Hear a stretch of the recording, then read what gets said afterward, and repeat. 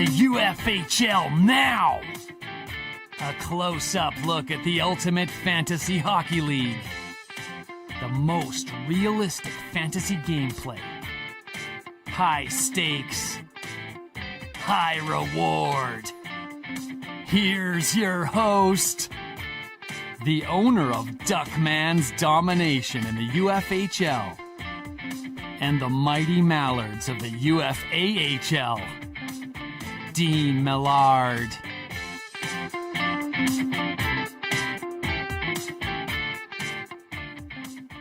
Hello there, and welcome to another episode of UFHL Now. And, of course, we are on the Ultimate Fantasy Sports Network, and it is all part of the Ultimate Franchise Fantasy Sports, combining fantasy sports and the blockchain. My name is Dean Millard. Welcome to the show. We got another excellent episode shaping up for you today. Apologies for the technical difficulties. It was supposed to be out a little bit earlier, but we ran into some computer issues that were above my pay grade, so I had to get a little bit of help with some things. But if you want to get in touch with us at the Ultimate Fantasy Sports Network, it is very easy. You can get us on Twitter at UFS Network, or you can email us, ufsn@uffsports.com. And if you want to reach me directly, you can get me at Ducks Domination, as I am the owner, very proud owner of Duckman's Domination. So that's how you can get in touch with us. We are under the umbrella of the Ultimate Franchise Fantasy Sports. Thanks to Zilliqa, we are on the best blockchain on the planet, and coming very soon, a brand new website. There is so much excitement going on in this community, and I implore you, if you are not in it, to come join and see what all the fun is about. This week on the show, we're going to talk about the amazing auction that went down very recently on Monday. It was unbelievable to see everything build up to a $10,000 payout to bid that to buy that team. So we're going to recap a little bit about that. That was so much fun. Larry Fisher, our UFHL insider, is going to join us as usual. Tough to top last week's episode when he talked about Malkin being on the block, and then lo and behold, Evgeny Malkin ends up indeed getting traded. So that was pretty cool. And we're going to have a lot of fun. We're going to take a look at some of the big hitters that are whiffing, some of the guys that are really, really doing well, and the top goalies in the UFHL. We'll do a top five. We'll take a look at some trade strategies that may be going on for teams as the April 12th trade deadline approaches. And we will also have a look at the top 10 in the standings. So all of that still to come on UFHL Now.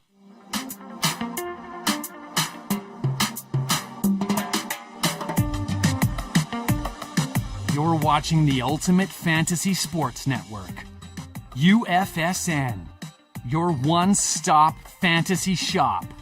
Get in touch on Twitter at UFS Network. Email us, ufsn@uffsports.com.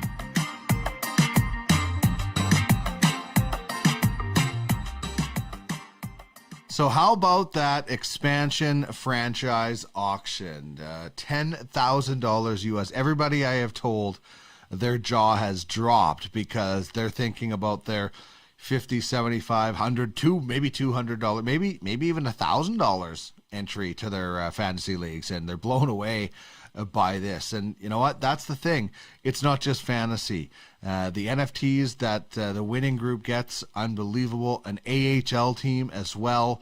There is so much to go and so much to build from this. So very exciting. And we as owners, we should be happy as well. We get a chunk of that money. So I'm going to spend some of it. I love this coffee mug, but I'm going to spend some of that money on some Duckman's Domination gear at the UFFS merchandise store. So really excited about that. So much going on.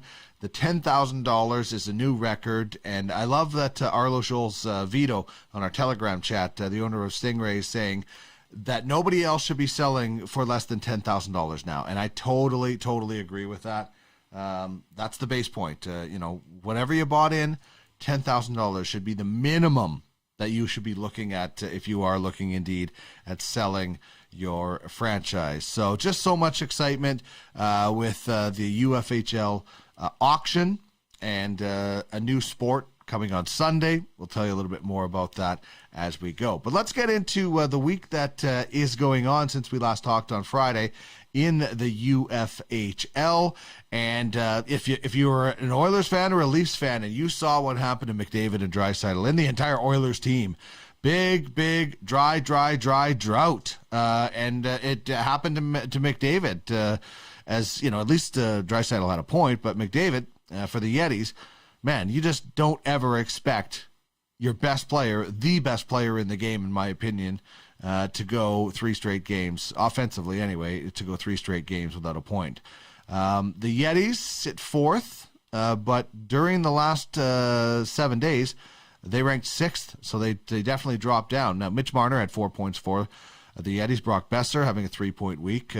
As for the Grizzlies, they have Leon Draisaitl. They're 9th in the standings, but during this last week, they had just the 14th best output, and that Oiler-heavy lineup doesn't help because a lot of guys in Edmonton, as you would have saw if you're watching those series, they only scored 1 goal in 3 games. Not a lot going on. Draisaitl and McDavid getting some shots on goal, but also they're getting hurt in the plus-minus department. For the Grizzlies, Connor Hellebuyck, brilliant save in overtime against the Habs the other day to get the overtime win, but also 6 goals in those 2 games. So that's why they've dropped a little bit as far as the overall rank, or the last 7 days when it comes to those kind of rankings. And then there's Mikko Rantanen, just the top producer since we last spoke, 29.5 points, just over that. One of the many reasons Red Army sits in first place. Mikko Rantanen just had an absolute blistering week. And the Titans, they're trying to stick with Red Army. 30 points they are within of the top dogs, and mostly thanks to Andrei Vasilevsky. 26.1 points since Friday, 3 wins and 2 shutouts. That's just ridiculous. If you're in any other head-to-head league, you won the goaltending week just on that alone. So impressive. As for Strong Island, Dougie Hamilton and Philip Forsberg had big fantasy production in the last 7 days, both of them in the top 10 for the past week on our Fantrax website for Strong Island. So very impressive stuff there. And Mark Stone, man, that was an amazing game he had, along with Max Pacioretty. But Stone had 5 points the other night against the Minnesota Wild. Then he added 2 points in their next game against the Wild. So the former Viking bringing the Crypto Knights within just 30 points of a playoff spot. 15th best in the last week. They sit 18th overall as of this recording. And Mark Stone, I've been a big fan. I was at the Memorial Cup that was in Brandon, and Scott Glennie got hurt or benched or whatever it was, and they put Mark Stone up on that line with Calvert and Schenn, and I thought, wow, this guy looks kind of out of place a little bit. Wasn't the greatest skater, but he's so smart. Just really one of the smartest players that can play the game. So no wonder Mark Stone is getting it done and helping things with the Crypto Knights. So congratulations to them. So I mentioned Andrei Vasilevsky. So it's time to take a look at the top 5 goaltenders right now in the UFHL. Vasilevsky, far and away the best in the UFHL. He has more than a 30-point lead on the next guy, who is Kevin Lankinen. Yeah, hands up. Who had Kevin Lankinen as being the second best goalie in the UFHL this year? I didn't think so. It's amazing. But, man, great stuff for Kevin Lankinen in the UFHL. Semyon Varlamov just dealt to the Ice Vikings. Marc-Andre Fleury, number 4 for Rock Republic, and the Vezina Trophy winner Connor Hellebuyck for the Grizzlies round out the top 5. The Brutes' Philip Grubauer just 0.4 points of being tied with Hellebuyck in the top 5. So, yeah, a little bit of a look at what's going on in the UFHL. I also love what goes on in our Telegram chat. And today, the Royals are standing by Alexander Ovechkin. Arnie Entz, the GM, says they don't think that spear on Trent Frederic was intentional. That did not sit well with Luke George Steinbrenner Grenier of MRA, Red Army. There was a great back and forth. He called the Royals soft for not disciplining their own player. And then assistant GM Brent Baldwin he got into it. Wasn't quite Brian Burke, Craig McTavish, or Kevin Lowe from years back, but it was pretty good entertainment. And speaking of entertaining, the Telegram chat last night, it's terribly sad news about Walter Gretzky and Chris Schultz today from the CFL on TSN, former CFLer. Just awful news of losing people. But sharing memories was so much fun, hearing all the great Walter Gretzky stories, and the joy coming through from Arlo Schultz-Vito from the Stingrays when Daryl Sutter was named head coach of the Calgary Flames. Will be really interesting to see what happens with the fantasy potential with some of the offensive players of the Calgary Flames, and how they go about trying to get back into it. Getting Markstrom back is going to be huge for them as well. Also, the trade deadline, April 12th in our league, just like the NHL. Teams are trying to make moves right now, and I applaud that. If I was a contender, I would be trying to get my moves out of the way. I'm not, so we're going to be waiting until that first week in a bit in April before we get rid of some of the players or trade some of our players. And we got guys like Justin Schultz and Scott Harrington that could be valuable for your team down the stretch. So you can come knocking right now and try to knock the doors off with a great offer, but most likely we're going to be waiting until then. But I applaud the teams that are trying to get the deadline early and making sure that because the price, obviously it goes up as the deadline approaches. And for Schultz and Harrington, those are guys that we can hold on to for next year if we don't trade them. That's the unique thing about this. It depends on the contracts. There are chances for you to walk away between an RFA and a UFA at times, but some other leagues, you're signing a contract and then you're maybe losing the player, so you're kind of under the gun to trade them. This is so much like the NHL, so that's the very, very cool thing. All right, let's take a look at the top 10 standings in the UFHL. And the brackets is what they were last week. You got Red Army still number 1, and they don't have a huge lead, but they do have a lead. The Titans jumped into number 2, jumping up from 4 last week. The Ice Vikings stay at 3.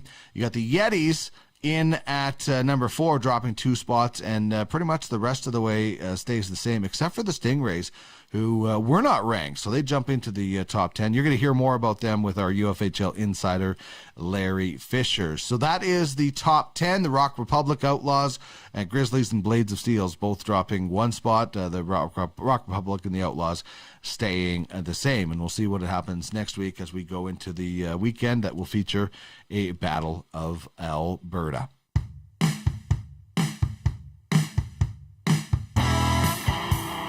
Time to get the scoop on the UFHL with our insider, Larry Fisher.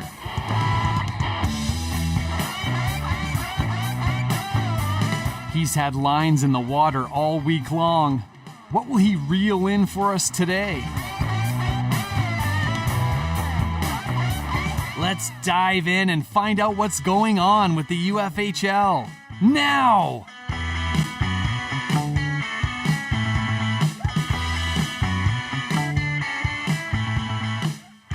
As I bring in the insider of the UFHL, Larry Fisher. And Larry, it's certainly going to be hard to top the debut of this segment last week with the Evgeny Malkin news that took place shortly after you brought it up on this segment. But I think we might have something, and I'm trying to think if I can remember what it... Oh, that's right.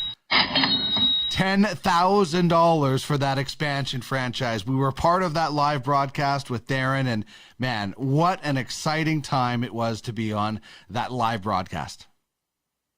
Yeah, that bidding war was riveting to watch play out, to see it escalate from the morning at about 3,000 USD to around 5,000 at the scheduled deadline, and then to see the bidding war just continue with extension after extension, all the way up to 10,000 USD. And anybody who's willing to spend $10,000 on a franchise, fantasy hockey franchise, that tells you right there that they are serious players.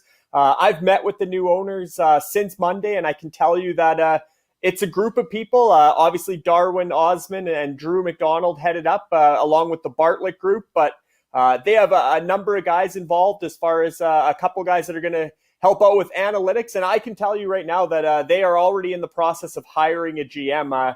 No spoiler on the name or the successful candidate, but I'm hearing that announcement is imminent and will be a talking point for us on the UFFS podcast this weekend. So stay tuned on the announcement for a general manager of the expansion franchise within the first week of its existence. Yeah, that was so exciting. And, getting a fantasy hockey team in the UFHL and the all-important NFTs that come with it. And, we're moving to where we're on the Zilliqa blockchain. And there's so much excitement around the UFFS and the UFHL and the future that we have going on right now. It's really fun to be a part of something that is really building so strong and something that people are really going to start paying attention to. Absolutely. And again, $10,000 USD was a record-setting sale for a franchise in the Ultimate Fantasy Hockey League. And that really took us to another level, in my opinion. And obviously, everything that comes with that package, getting the UFAHL affiliate, getting 31 selections in the expansion draft in July, and just that franchise as a whole, the expansion process will mirror NHL Seattle, the Kraken. And that's a franchise we're going to be talking about a lot on UFHL now and in this insider segment. I think the expansion franchise will be in the news quite consistently between now and the July 21st expansion draft. Mm-hmm. Well, they'll have a GM very shortly, as it sounds like, and then they can start reaching out and making deals. And, oh, man, it's going to be so exciting. As exciting as it was last week when we talked about Gino Malkin on the trade block. And, there were some people saying, what are those guys talking about? Lo and behold, Luke, a.k.a. George Steinbrenner, pulls the string on the big deal, and the big Russian is leaving the Russians. Red Army, right? I mean, that's their captain. They're based in Montreal, but the theme of Red Army is that they're a Russian franchise, and their captain, Russian star, you have Jenny Malkin, who, again, when you talk about NFTs, look at the value you have Jenny Malkin's going to have after he retires and potentially becomes a Legends League player. That's an impressive asset to part with, but they're in win now mode, Red Army, and they saw a player that's essentially a decade younger and equally productive, who's having a better season, more of a win now player as far as Kyle Connor from the Winnipeg Jets, as well as from the Elite Assassins. So Red Army and Elite Assassins, within 24 hours of us suggesting that if Jenny Malkin's name might be out there, he might be in play, he was on the move from Red Army to Elite Assassins, along with Gabriel Velarde and some cash considerations in exchange for Kyle Connor. So that was the big blockbuster to start this past week, and the trades haven't stopped. There's been a number of interesting trades. Another one, Barrett Hayton and Troy Terry were swapped for Kevin LeBanc and Ryan Donato. So that was a cool fantasy trade as well that almost had real-world implications, and will be fun to follow to see how Hayton and Terry do with the Tornadoes, as well as LeBanc and Donato back with the Generals. So that was one of the trades, but there's been 11 trades since we last talked, Dean, and the previous week there was 14. Like I said, there's never a dull moment in the UFHL, and the blockbusters just keep coming. Yes, up again to double digits when it comes to trades in the UFHL. And, the Kevin LeBanc deal, I would highly recommend that whenever he is playing the Oilers, put him in the lineup, because on the post-game shows, he always seemed to torch the Oilers when they would play San Jose. And one of those trades that we're going to talk about in those double digits of trades was a pretty impressive goalie swap. Yeah, we've seen Kamikaze. They're staying busy. Donnie Tolkin, Kamikaze, put Semyon Varlamov on the trade block. Obviously, he's got a really good salary cap hit at $5 million. So he was an attractive asset because there's a lot of teams that are tight to the cap. But when you throw out a starting goaltender on a winning team, because wins obviously count in the scoring system, a guy like Semyon Varlamov hits the trade block, there's going to be immediate interest. And again, within 24 hours, Semyon Varlamov was moved in an absolute blockbuster, going to a top 4 franchise in the Ice Vikings in exchange for John Gibson, who's obviously not on a winning NHL team, but is one of the better NHL goaltenders, only 27 years old. Anaheim's going to trend up just like Kamikaze. And Kamikaze also included, so the actual trade was Semyon Varlamov and a 2023 first-round pick to the Ice Vikings in exchange for John Gibson and Adam Gaudette, and back to Kamikaze. And I think Adam Gaudette has some potential in the NHL. He hasn't really hit his stride yet, but he's a young player who was a Hobie Baker finalist or winner in the NCAA a couple of years ago, and I think he's got some upside. But the basis of that trade is Semyon Varlamov for John Gibson. And to see a trade of that magnitude involving two starting goaltenders this far into a season, it would be shocking in the NHL, and it was just as shocking in the UFHL, considering we mirror the NHL salary cap floor and ceiling. So for those guys to be able to swap starting goaltenders like Varlamov and Gibson at this point in the season was an impressive blockbuster and turned a lot of heads. You know, it is so interesting. I'm in a lot of other fantasy leagues, and I've actually had to like text the owners to say, hey, can you go check the trade offer that I made you like 3 days ago, please? In this league, things happen so fast. And as an example, I was speaking with the Grizzlies about Ethan Bear and Marcus Pettersson and a player on my team. And, we couldn't quite come to a deal. And then boom, both of those players traded in other deals. So first of all, you can't wait long if somebody makes you an offer because there's always things going on. And B, if you want to get a player out there, it's really not that hard on our Telegram chat. So that's one of the coolest things about our league. It is. And you mentioned Marcus Pettersson. There's another player who's on his way to the Kamikaze franchise. So again, Donnie Talk making a ton of moves since the start of February and trying to upgrade his current roster, as well as bringing in some younger guys. Pettersson's still under 25 years old, fits his age group well for the future. And he parted with Andrew Cogliano to the Grizzlies.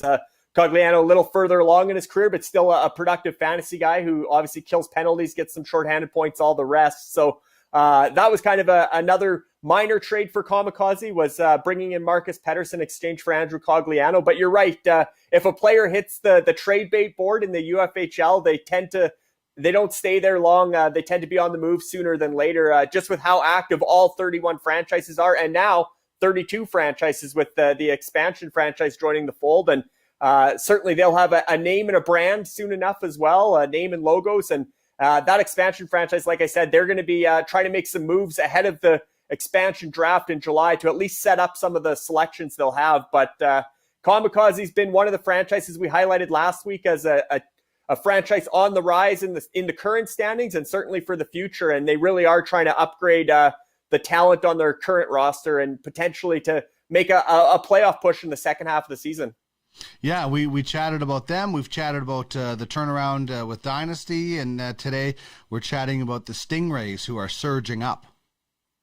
The Stingrays, exactly. That's the hottest team in the UFHL over the last few weeks, even hotter than the Kamikaze. And I think with the Stingrays, they had some injuries and things didn't fall into place right out of the gate, but they have been patient with their group. They haven't had a fire sale or sold off. They stayed the course.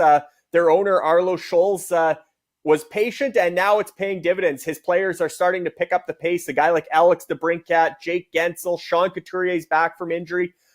He's got a lot of guys, again, that fit well with the scoring categories. But I think what we're seeing out of Stingrays is they're about to start being a buyer. They're about to become a buyer between now and the April 12th trade deadline. And again, their franchise owner, has deep pockets. He can whip out that checkbook or cut some checks and include some cash considerations to upgrade his roster. And you look at the Ice Vikings landing Semyon Varlamov as a goaltender who's going to give them some more fantasy points in the current season. I think with the Yetis and Ice Vikings battling for top spot and the Stingrays gaining ground on those two in the Lemieux division, I think the Stingrays want to be a player come the playoffs in May. So I think between now and that April 12th deadline, one of the franchises to keep a close eye on is the Stingrays, looking to upgrade and perhaps land a big name like of Jenny Malkin. I don't have a name to drop for you as to who they're after, but keep an eye on the Stingrays over the next month and a bit. Well, I'll tell you, Duckman's Domination will have a few, not a lot, but a few players to definitely be selling at the deadline. So I'm looking forward to seeing, just how active and how aggressive people can be. Guys can have and girls can have that attitude where I'm going to go in and play it really cool. But then you hear about another team making a move and you want to be able to answer that. And that's where trade deadlines get so crazy, fast and furious. And, maybe one name that doesn't make it to the trade deadline is Dylan Larkin. You threw out Malkin last week, and we saw him change addresses. What are you hearing on Dylan Larkin? Yeah, so the Outlaws general manager, Nick Utley, put Dylan Larkin on the trade block, kind of just floated him out there with a list of names that included guys like Thomas Hurdle and some other bigger names. But Larkin got the most interest, And there were offers that came in that the Outlaws wanted to move on, that they were interested in the package coming back. But of course, the salary cap exists in the UFHL, and unfortunately, it just didn't work out one way or the other, whether it was the Outlaws or the franchises that were trying to acquire Dylan Larkin. The cap space didn't balance out, and they haven't been able to strike a deal. So those trade talks have cooled a bit because it just didn't work with the salary cap. But certainly Dylan Larkin was the biggest name prior to Semyon Varlamov that was on the trade block since our last show, the debut episode of the UFHL Now last week. But Dylan Larkin is still out there. It's just got to work from a salary cap perspective. And obviously the Outlaws aren't selling on Dylan Larkin. That's going to be a hockey deal because the Outlaws are a top 10 franchise and they don't want to, they're not rebuilding or taking back a ton of prospects. They want a comparable player. So I expect a hockey deal by and large if and when Dylan Larkin moves, but it's got to fit within the salary cap. Yeah, maybe a defenseman for a forward or potential goaltender or something like that. As you know, positions are just forwards in ours, so you don't specifically have to get that right shooting right winger. You can, and you know, like the Calgary Flames looking for that right shooting right winger right now if you want to be that specific. But it's interesting when you talk about the salary cap and how important that is to obviously be above the floor and then be below the ceiling. And one way, and you and I have talked about this a lot, one way you can do that is by having talented players on entry-level contracts. And there seems to be a bit of divide in our league. And like all good leagues, there's different personalities and different ways of doing it. But there seems to be a bit of a divide on how valuable draft picks are in our system. That is the one marketplace that is evolving from season to season for sure, but even throughout the season. And there are a lot of franchises that are readily willing to get rid of their first round picks, even if they're a top 10 pick, because in our system, the draft picks are an auction. It's an entry auction as opposed to just a draft. And so you do have to bid against 5 other franchises in order to use your draft pick. You have to emerge as the highest bidder and then select the prospect of your choice. So you need that pick to be in the bidding, but it is an auction. And some franchises, whether they're smaller budget or they just don't value draft picks, have been eager to trade away picks, including top 10 picks. And then some of the franchises are stockpiling those first round picks. I know Duckman's Domination has 6 first round picks in 2021. And certainly the franchises that are affiliated with scouting agencies who have top prospects in these upcoming drafts are eager to take on more draft picks and build through the draft, like I said, around cheap entry-level contracts, which is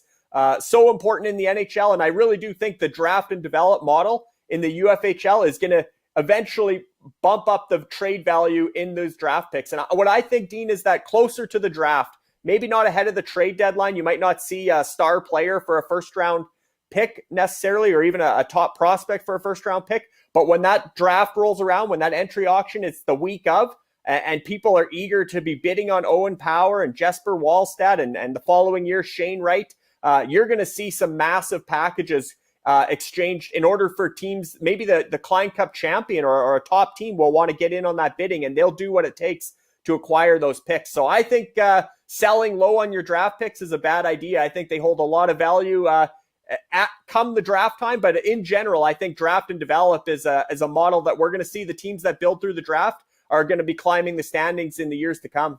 Yeah, draft picks might not be very valuable in February, but June in a regular year when the draft is right around the corner, they seem to gain a little bit of value. And value is exactly what we talk about because these are NFTs. And, you know, I'm not just saying to another GM in trade talks that, hey, I took this guy with a top 10 pick. I'm saying I took this guy with the top 10 pick and I spent $2,000 on him or something like that. I'm going to need some real value to get back. You know, there is and I don't mind anybody else's strategy if it's all for them, but you know, if you think that you could just wait and sit back and get these draft picks really cheap or these prospects really cheap a couple years down the road, it's not going to happen from that team, I can tell you that much. So everybody values it differently, and that's the beautiful thing about this ecosystem is we're not all, you know, copycats, right? It's not just like the same system, cookie cutter systems, and I think that's what makes it so beautiful. There are a lot of strategies at play with regards to draft picks, and I think you nailed it there, Dean. I think that's going to continue to evolve in the years to come. But in my opinion, the value of the draft pick is only going to go up. And like you said, I think a lot of franchises are under the impression that let somebody else bid on the player, let somebody else spend that money, and then I'll trade for him a couple months down the road. And I think you're sorely mistaken, because you know what that franchise that paid thousands of dollars for that top prospect's going to want? They're going to want a star player back who is, you know, maybe you got him for quote unquote free in the redraft or the initial draft, and you didn't pay for that player out of pocket. You're going to be giving up a player that's worth more as an NFT value in exchange for that prospect. So whether you pay for the prospect and you build around cheap entry-level contracts, or you acquire the prospect in exchange for a player that you may have got for free, not out of pocket, but that player you're giving up, you need to realize what his value is, and chances are the player you're giving up's value is even higher than the prospect you're acquiring, even though it's not out of pocket down the road. And if that franchise sells, the franchise that spent the money on the prospect and then acquired a proven star, that franchise value just went up more than what they spent on that prospect. Well, the beautiful thing about the UFHL Insider segment is not only are you letting the GMs know which players they're going to be trading in the future, you're also giving out free advice. I mean, this is amazing. What is the advice that you're doling out to owners and GMs today? Well, there's a couple topics I wanted to touch on and give a heads up to owners. And the first one is the use of LTIR, long-term people call it injury reserve, but it's actually injury or cap relief. So what happens with LTIR is the ceiling actually goes up. So if you put a player on LTIR, you can spend over the cap ceiling by that amount of salary. But the catch here is, if you have players on LTIR and that trade deadline comes and goes and that player returns in the NHL, and you've been maximizing that extra cap space above and beyond the ceiling, well, guess what? Your roster is illegal if he comes back after the trade deadline and you can't trade.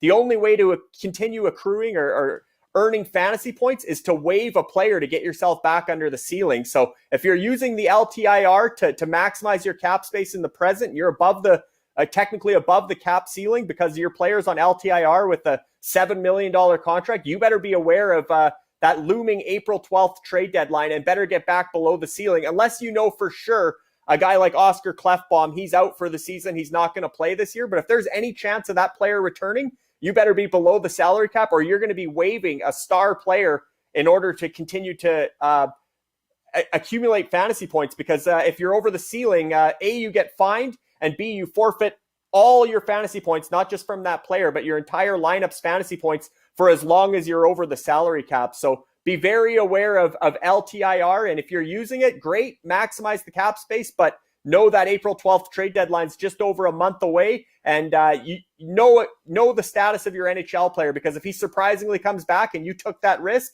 you could get burned, and you might have to waive that player or another expensive star player and accept whatever the return is off the waiver wire. And there may not be many franchises cap space wise, like we said, that can get in that bidding war on a $5 or $10 million player on waivers. So Duckman's Domination will gladly have you be above and beyond the salary cap and using the LTIR and be one of the bidders for a star player that frees up that way. But you'd hate to see a franchise get burned in the first full season of the Ultimate Fantasy Hockey League for trying to mimic the NHL and take advantage and play the salary cap as far as LTIR goes, and then have that player surprisingly return in the NHL, of Vladimir Tarasenko or whoever, he's skating again, and be over the cap with an illegal roster. So just be very aware of April 12th trade deadline and your usage of LTIR.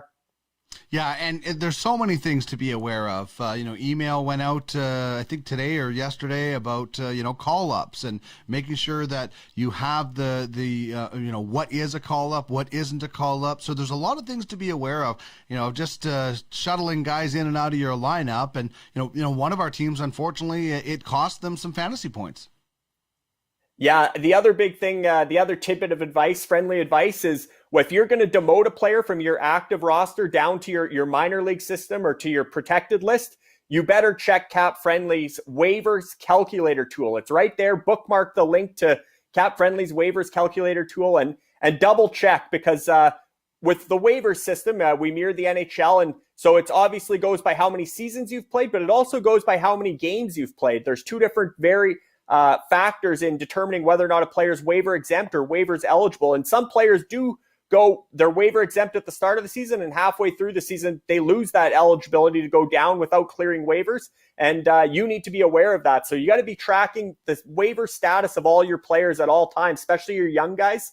And like you said, unfortunately, the Monarchs with Yakov Trenin and the North Stars with Nick Merkley. Nick Merkley, former first-round pick, he's only played a dozen NHL games, but believe it or not, he's no longer waiver exempt. He had to clear waivers for the New Jersey Devils to go to the taxi squad and to go down to their farm team. So likewise, he had to clear waivers in the UFHL, and unfortunately, the North Stars moved Nick Merkley down to their protected list without announcing a waivers auction or putting him through waivers, and it did cost them a week's worth of fantasy points as well as a fine. So if you have young players, if you're at all uncertain, you got to be double checking Cap Friendly's waivers calculator tool prior to demoting any of your players from the active roster to the protected list. Yeah, it is so important. And a lot of guys are waiver eligible, they waiver exempt rather, at the start of the season and then become waiver eligible during the season. So you really have to be on top of things before you're moving guys up and down from those rosters. Well, I know that there was some big excitement with the UFHL expansion this week, and I know this is UFHL now, but there's also going to be more excitement this weekend because another sport will be revealed, and you and Darren will be covering it all on UFFS podcast on Sunday. I'm certainly looking forward to that, as I'm sure you are as well. Yeah, we're very excited about the launch of a new sport for the UFFS platform. Obviously, as much as I'm the insider and I may have a scoop on that, we're not going to spill the beans. No spoiler on the new sport today, but certainly that's a reason to tune in on the weekend on Sunday for the UFFS podcast as well. Like we said, my understanding is we might have a general manager announcement on as well as part of that podcast from the expansion franchise. So there's going to be that's going to be an action-packed podcast on Sunday, so certainly tune into the latest episode of the UFFS podcast. Excellent stuff. Looking forward to chatting with you again on Sunday, Larry. Thanks so much for this. Thanks for having me, Dean.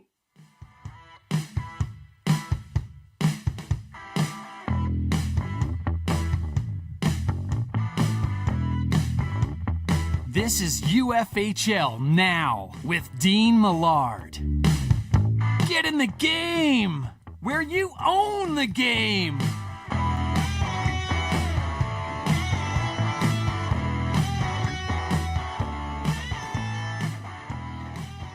Always fun chatting with our UFHL insider, Larry Fisher. And I wonder if it'll be Dylan Larkin packing his bags after that segment.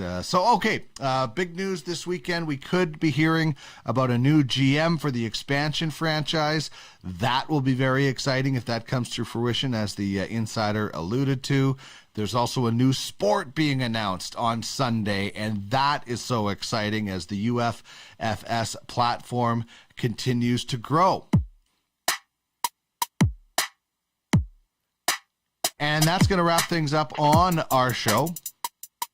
We will have the UFFS podcast on Sunday with Darren Bates and Larry Fisher, and meet the two new owners in the UFHL expansion franchise purchase. Also, we'll have Fantasy Hockey Time.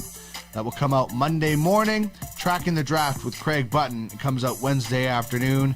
And then we'll have this show again on Friday, as well as 2 Minute Tuesday on Tuesdays, of course, with Darren Bates. Thank you so much to Larry Fisher for his time and the tidbits that he brought with us. Thank you to everybody participating in the UFHL that is watching this. Thank you so much for your support.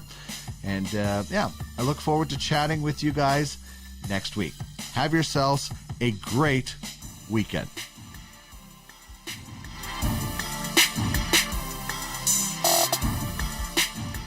UFHL Now is produced by DM Productions. To get in touch, head to www.podcastalley.ca.